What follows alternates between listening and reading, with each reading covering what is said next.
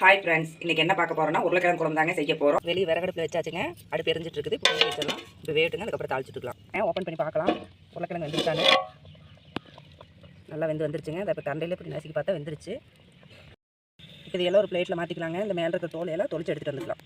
உருளைக்கிழங்கு நல்லா மேல் தோல் எல்லாம் எடுத்துட்டுங்க. நல்லா இந்த மாதிரி நசுக்கி எடுத்துகிட்டு வந்தாச்சு. இப்போ தாளிச்சுட்டுக்கலாம். தட்டி சுடாயிடுச்சுங்க. எண்ணெய் ஊற்றிக்கலாம். எண்ணெய் காஞ்சதும் கடுகு போட்டுக்கலாம்.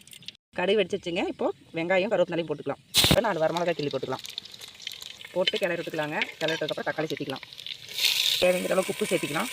தக்காளி வதங்கிடுச்சுங்க. மசாலா சேர்த்திக்கலாம். 1/4 ஸ்பூன் மஞ்சள்தூள், 1/4 ஸ்பூன் மிளகாத்தூள், 1/2 ஸ்பூன் சாம்பார் பொடி. இப்போது உருளைக்கிழங்கு சேர்த்திக்கலாம். உருளைக்கிழங்கு சேர்த்து நல்லா மிக்ஸ் பண்ணிக்கலாம். நல்லா மிக்ஸ் பண்ணி விட்டாச்சுங்க. ஒரு 1/2 டம்ளர் தண்ணி ஊற்றிக்கலாம். இப்போ ஓப்பன் பண்ணி பார்க்கலாம். குழம்பு நல்லா வந்துருச்சுங்க. ஒரு கொதி கொதிச்சா போதும். லாஸ்ட்டாக இப்போ இதில் மேலே தேங்காய் துருவல் சேர்த்திக்கலாம். போட்டு கிளறி விட்டுக்கலாம். அவ்வளோதான். நம்ம சிம்பிளான கிராமத்து முறையில் உருளைக்கிழங்கு குழம்பு ரெடி ஆயிடுச்சு.